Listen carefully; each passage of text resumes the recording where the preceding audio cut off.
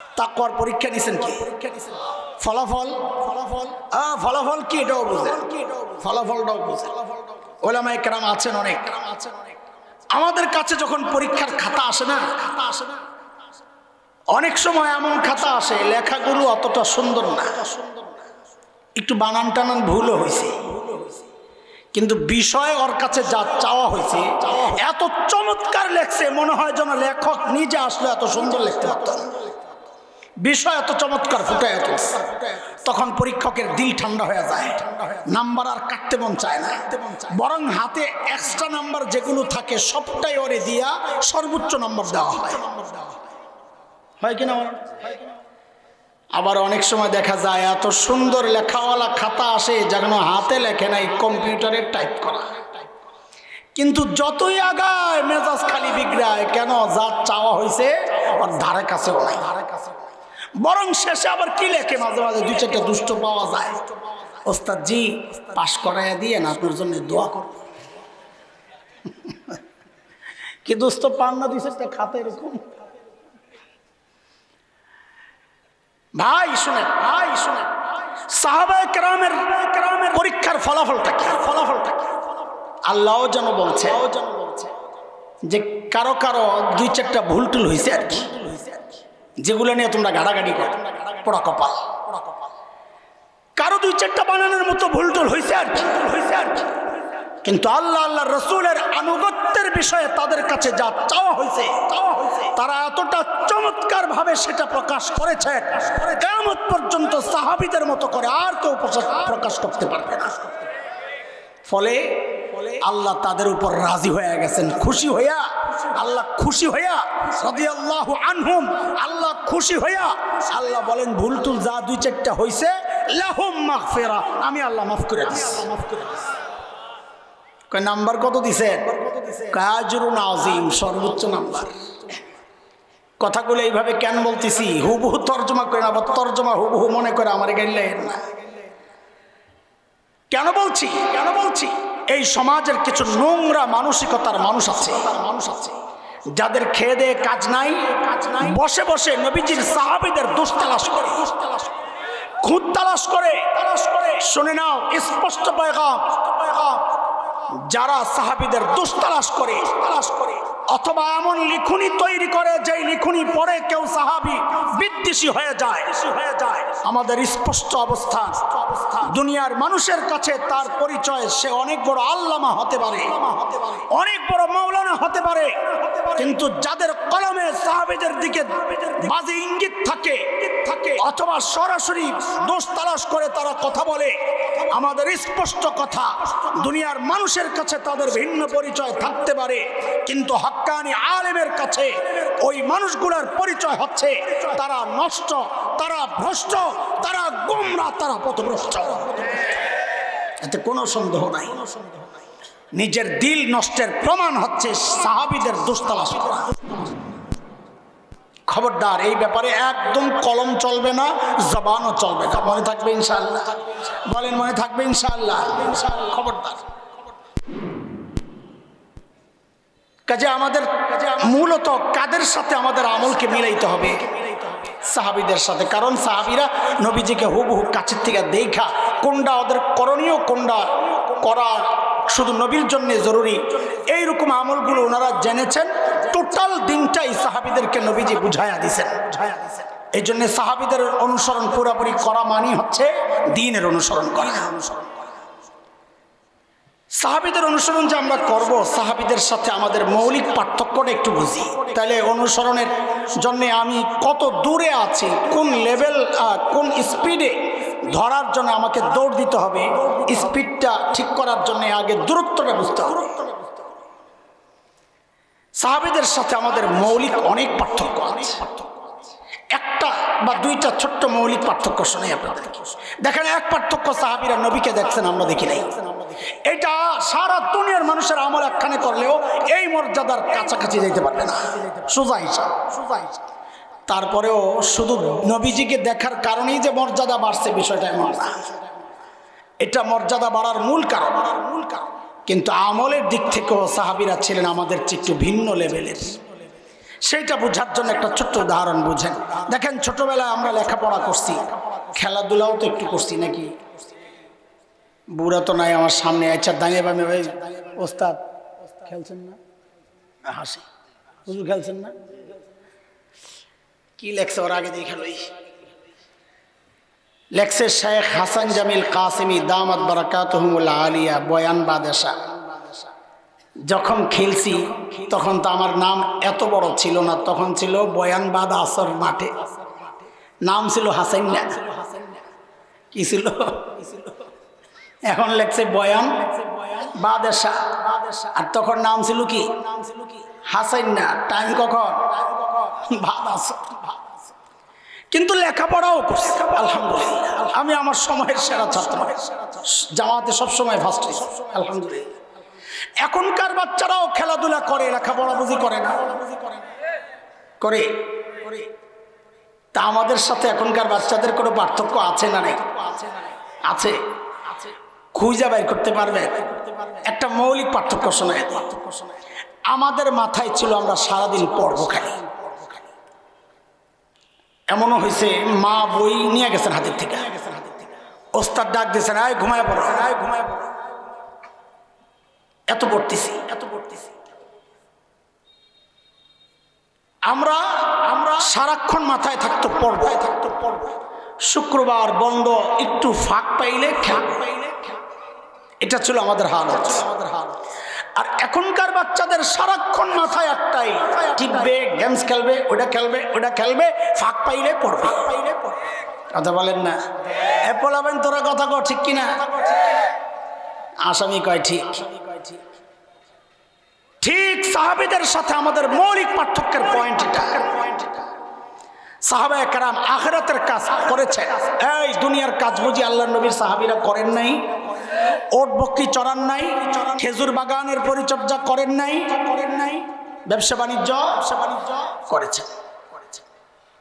আমরাও দুনিয়ার কাজ করি, আখিরাতের কাজ বুঝি করি না? এই যে আজকে মাহফিলে আসছি, এটা আখিরাতের কাজ না? তো পার্থক্য আছে সাহাবীদের সাথে আমাদের, না নাই? কি পার্থক্য? ওই যে বাচ্চাদের মতো সাহাবায়ে কেরাম করতেন আখিরাতের কাজ, ফাঁকে ফাঁকে করতেন দুনিয়ার কাজ। আর আমরা করি দুনিয়ার কাজ, ফাঁকে ফাঁকে করি আখিরাতের কাজ। কথা ঠিক, কিন্তু কথা এখনো শেষ হয় নাই, পুরোটা শেষ করলে ঠিকটা জোরে কয়ে। সাহাবায়ে কেরাম আখিরাতের কাজের ফাঁকে ফাঁকে যে মাঝে মধ্যে দুনিয়ার কাজ করতেন, ওই দুনিয়ার কাজটাকেও নবীজির সুন্নত তরিকায় কইরা ওই দুনিয়ার কাজটাকেও আখিরাতের কাজ বানায় ফেলতেন। কাজে তাদের টোটালটাই হয়ে যেত আখিরাত। সাহাবীর খাওয়াও হয়ে যেত আখিরাত, সাহাবীর ব্যবসাও হয়ে যেত আখিরাত, সাহাবীর ঘুমও হয়ে যেত আখিরাত। আর আমরা দুনিয়ার কাজের ফাঁকে ফাঁকে মাঝে মাঝে যে আখিরাতের কাজগুলো করি, ওগুলার মধ্যেও দুনিয়ার ধান্দা ঢুকাইয়া, রিয়ার লোক দেখানো ঢুকাইয়া, বেদাত আর কুসংস্কার ঢুকাইয়া আমরা আমাদের মাঝে মাঝে করা আখিরাতের কাজটাকেও বরবাদ করিয়া গোটা টোটালটাই দুনিয়া বানায় ফেলি। কথা ঠিক। এটা হচ্ছে সাহাবীদের সাথে আমাদের একটা মৌলিক পার্থক্য। আরেকটা পার্থক্য সময় একটা হাদিস থেকে। সৈয়দিনা আব্দুল্লাহ ইবনে মাসউদ রাদিয়াল্লাহু আনহু বর্ণনা করেন, আল্লাহর নবী সাল্লাল্লাহু আলাইহি সাল্লামের খাদেম, খাস খাদেম সাহাবী আব্দুল্লাহ ইবনে মাসউদ, তিনি বলতেছিলেন তাবিঈদেরকে, সাহাবীদের পরবর্তী ইমানদার জেনারেশন যারা, তাদেরকে কি বলে? তাবিঈ। তাবিঈদেরকে বলছেন আব্দুল্লাহ ইবনে মাসউদ, ইন্নাকুম আকসারু সালাতান ওয়া আকসারু সিয়ামান ওয়া আকসারু জিহাদা মিন আসহাবি রাসূলিল্লাহি সাল্লাল্লাহু আলাইহি ওয়াসাল্লাম ওয়ালাকিন কানু খায়রাম মিনকুম। এ তাবিঈরা, সাহাবীদের চেয়ে তোমাদের নামাজ তো বেশি, তোমাদের রোজা তো বেশি, তোমাদের জিহাদ বেশি, সাহাবীদের চেয়ে তোমাদের আমল বেশি। আব্দুল্লাহ ইবনে মাসউদ বলতেছেন তাবিঈদেরকে, সাহাবীদের চেয়ে তোমাদের আমল তো বেশি, তবে সাহাবীরা ছিলেন তোমাদের চেয়ে উত্তম, তোমাদের চেয়ে দামি। প্রশ্ন আসবে না? আমল বেশি আমাদের, দাম বেশি তাদের, এটার কারণ কি? এই প্রশ্ন আসবে না? তো আব্দুল্লাহ ইবনে মাসউদ জবাব দিচ্ছেন, কেন? আমল বেশি থাকা সত্ত্বেও দাম বেশি, তাদের কারণটা কি? তাদের আব্দুল্লাহ ইবনে মাসউদ বলেন, ফাইন্নাহুম কানু আজহাদা মিনকুম ফিদ দুনিয়া ওয়া আরগাবা মিনকুম ফিল আখিরাহ। কারণ সাহাবীদের এক অনন্য বৈশিষ্ট্য ছিল, সাহাবীরা ছিলেন তোমাদের চেয়ে বেশি দুনিয়া বিমুখ, তোমাদের চেয়ে বেশি আখিরাত মুখী। আর এটা কাদেরকে বলছেন? আমাদেরকে না, তাবিঈদেরকে। আর আমাদের খবর নেই, তুলনাই হয় না। তাবিঈদের সাথে তুলনা করে বলে তোমাদের চেয়ে তারাই বেশি দুনিয়া বিমুখ ছিল, তোমাদের চেয়ে বেশি আখিরাত মুখী ছিল। কতটা দুনিয়া বিমুখ ছিল একটা ছোট্ট উদাহরণ শোনাবো আপনাদেরকে। আল্লাহর নবীর এক শ্রেষ্ঠ সাহাবী ছিলেন হযরত সাঈদ ইবনে আমির আল জুমাহি রাদিয়াল্লাহু তাআলা। নাম শুনছেন? আল্লাহ, অনেক বড় সাহাবী। ইসলাম কবুল করছেন একটু দেরিতে, হিজরতের বেশ পরে। দেরিতে মুসলমান হলে কি হবে দোস্ত? ঈমানটা ছিল বড় পাক্কা। কতটা পাক্কা? একটা ছোট্ট উদাহরণ শুনলেই বুঝবেন কতটা পাক্কা। আচ্ছা বলেন তো, হযরত ওমর যখন খলিফা, আগে গল্পটা শোনেন। ওমর যখন খলিফা, হযরত সাঈদ একদিন যায়া বলে কি, ওমর, আল্লাহ দায়িত্ব দিয়েছেন ঠিকঠাক মতো আদায় করেন, নাহলে কিন্তু খবর আছে। কারবারটা দেখছেন? ওমর কি পাইছে? ওমর কি নরম মানুষ? কথা কর, নরম না গরম? কেমন গরম? সুবহানাল্লাহ, ঠিক কথা কইছিস। আগুন দেখলো তার শয়তান দৌড়ায়। অথচ নবীজি বলেছেন, ওমর আপনি যে রাস্তায় থাকেন শয়তান ওই রাস্তায় ডরে থাকে না। আপনারা সুবহানাল্লাহ পড়বেন না? মনে মনে চিন্তা করতেছে এটা আশ্চর্যের কি আছে, আমরাও যে রাস্তায় থাকি মাশাআল্লাহ শয়তান থাকে না। হ্যাঁ, ওটা মনে করতেছেন না? হ্যাঁ, না থাকে না। ওই যে আমার বাজানে একটা কথা কয়ে আলিছে সিপা দিয়া, বুড়ো মানুষ তো, শয়তান থাকে না, এটাই সত্য কথা। কি কয় না কয় হুজুরে? আমগুলোর লগে ওমরের লগে তুলনা করতেছে। হ্যাঁ থাকে না, তবে কারণ ভিন্ন। ওমর যে রাস্তায় চলতেন শয়তান থাকতো না, ডরে। আর আমরা যে রাস্তায় চলি শয়তান থাকে না, লাগে না, দরকার মনে করে না। শয়তান মনে করে ওস্তাদ আপনি থাকতে আমার কাম কি? এই জন্য কাকায় কয়ে নিয়েছে ছোট্ট কইরা, ওমরের সময় থাকে না, আমাদের চললে লাগে না, এক কথায় কাম শেষ। হযরত ওমর খলিফা যায়া কয় কি, ওমর ঠিক মতো দায়িত্ব আদায় করেন, নাইলে কিন্তু খবর আছে। বাপরে বাপ, বেড়ার কলিজা এত সাহস এলো কোথেকে? মানুষ নিজে যত সৎ হয় তার সাহসটাও তত উঁচা হয়। নিজের মধ্যে দুই নম্বরই থাকলে কথা বলবে মিনমিন কইরা, আর কথার মধ্যে খালি তেল ডালবে। মনে আসেনি আপনাকে সাংঘাতিক সম্মেলনগুলো যখন হইতো? কি সম্মেলন?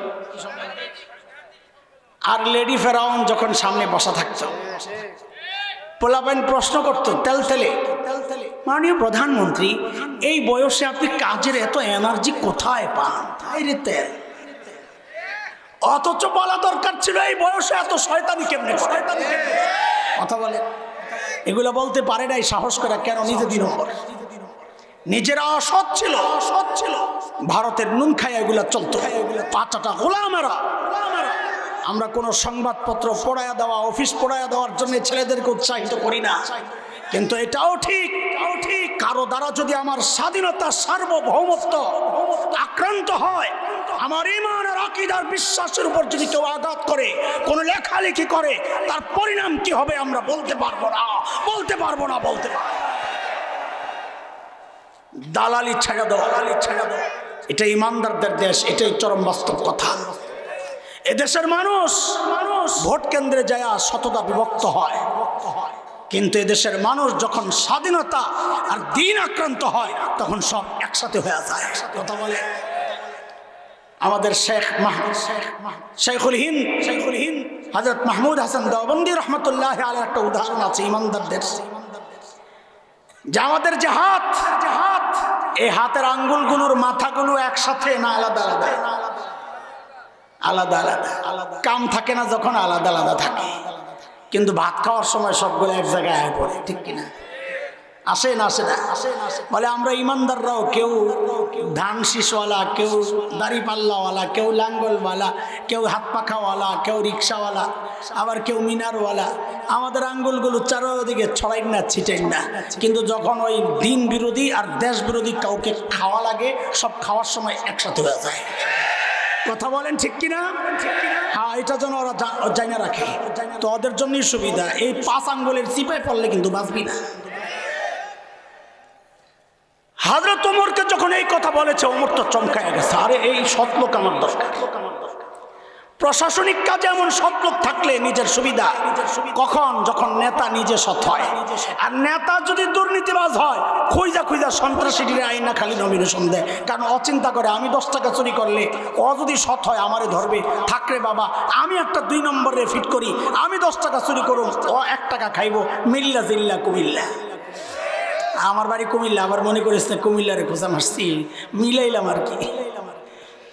আল্লাহু আকবার। হযরত ওমর জোর করে ধইরা সিরিয়ার এক শহর হিমসের গভর্নর বানায়া পাঠাইছে।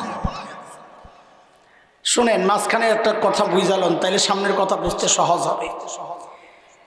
যে এলাকার মানুষ যত ধনী হয়, ওই এলাকার জনপ্রতিনিধি যারা, এর মাদ্রাসার ছাত্ররা, তোমরা উইকাও না, তোমরা আসো, ওদিক দিয়ে আসো, যাও যাও বাবা, তোমরা যাই ভেতর দিয়ে বসো। ওনাদের পা ব্যথা, কোমরে ব্যথা, এই জন্য ওনাদেরকে আমরা কিছু বলতেছি না। তোমাকে তো পা কোমর ঠিক আছে, নাহলে জেহাদ করবা কেমনে?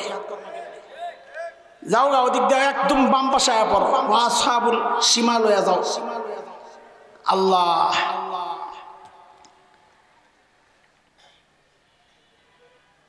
যে এলাকার মানুষ যত ধনী হয়, ওই এলাকার জনপ্রতিনিধি যারা, মেম্বার, চেয়ারম্যান, এমপি, তারাও ওইরকম ধনী হয়। এলাকার প্রভাব। আজকের দুনিয়ায় Bangkok, Singapore, Thailand, Dubai, Abu Dhabi, Karachi, Bombay, আমাদের চিটাগাং, এগুলো যেমন বাণিজ্যিক শহর, ওই সময় গোটা দুনিয়ার বাণিজ্যিক শহর ছিল সিরিয়া। কোথায়? এবার বুঝে শুনে বলেন তো, সেই সিরিয়ার শহর হিমসের গভর্নর ধনী হওয়ার কথা না গরিব হওয়ার কথা? কেমন ধনী একটু বলেন তো? অনেক বড় না? এক কথায় বলেন, সময়ের সেরা ধনী। বলেন কেমন ধনী হওয়ার কথা? আল্লাহু আকবার। একটু খেয়াল করে শোনেন, কিন্তু মাথায় রেখেন, সময়ের সেরা ধনী তো হওয়ার কথা ঠিকই আছে, কিন্তু হযরত সাঈদ ইবনে আমের আল জুমাহির পরিচয় হিমসের গভর্নর শুধু এইটাই না, তার আরেকটা মূল পরিচয়, তিনি আল্লাহর নবীর সাহাবী। ওটা ভুলে যায় না। দুনিয়া তারা কেমনে ছাড়ছেন? আরে ভাই, এটা ওয়াজ করা যায়, সাহাবীর মতো হওয়া বড় কঠিন। আল্লাহ, হিমস থেকে এক দল আসছে হযরত ওমরের সাথে সাক্ষাৎ করার জন্য। তারা একটু অভিযোগ প্রবণ ছিলেন বেশি। কি অভিযোগ? অর্থনৈতিক মন্দা, তাদের টাকা পয়সা নাই।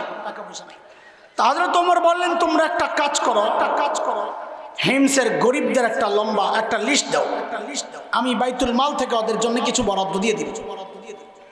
হিমসের লোকেরা সুযোগ পাইছে, লিস্ট দিতে বলছে আমিরুল মুমিনিন, সরকারি মাল, তো লম্বা একটা লিস্ট করছে, নিয়ে হযরত ওমরের সামনে পেশ করছেন। ফুকারা ও হিমস, হিমসের গরিবদের লিস্ট।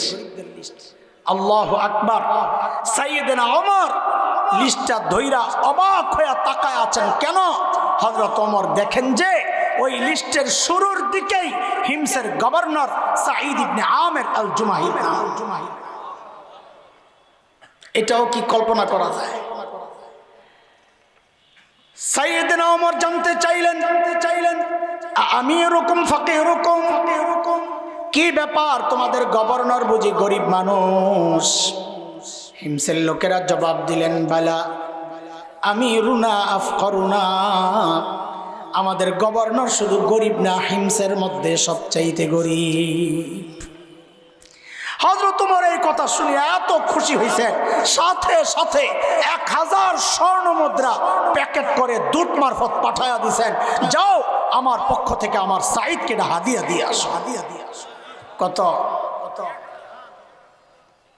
মাশাআল্লাহ, আহলান সাহলান, আল্লাহু আকবার, আলহামদুলিল্লাহ বলে। আলহামদুলিল্লাহ আমার মতো হাসান জামিল সারা বছর বয়ান করে আপনাকে যে লাভ হইব আমাদের শেখ আল্লামা নুরুল আমিন দামাত বারাকাতুহুমুল আলিয়া হযরত কিছু সময় আপনাদের সামনে বসে থাকলে আমি এটা দৃঢ়ভাবে বিশ্বাস করি তার চেয়ে অনেক বেশি উপকার আপনাদের হবে আলহামদুলিল্লাহ। এজন্য বলেন, দিল থেকে বলেন আলহামদুলিল্লাহ, বলেন সবাই জোরে সোরে বলেন আলহামদুলিল্লাহ। হযরত এখন বুখারীর দর্শ দিবেন, দুই কারণে থাকবেন, এক হচ্ছে বুখারীর কারণে আর এক হচ্ছে হযরতের কারণে। এমন মানুষের সামনে বসতে পারাও নিজের জীবনের একটা যত দামি কাজ করছেন ওই দামি কাজের মধ্যে এটারও লিখে নেবেন যে আমি জীবনে যত ভালো দামি কাজ করছি আমার নাজাতের ওসিলা হইতে পারে তার মধ্যে একটা কাজ হচ্ছে শায়েখের মজলিসে শায়েখের দর্শে বৈশা আমি শায়েখের শিষ্যত্ব গ্রহণ করেছি। থাকবো না ইনশাআল্লাহ? দুই কারণ, এক হচ্ছে শায়েখের কারণে আর এক হচ্ছে বুখারীর কারণে। বুখারীর দর্শ, আরে একটা হাদিসের দর্শ যদি আপনারা শোনেন তা আপনারাও তো হুজুরের বুখারীর ছাত্র হয়ে গেল। আলহামদুলিল্লাহ। সব ক্যামেরা বন্ধ, সব ক্যামেরা খোলা, সব ক্যামেরা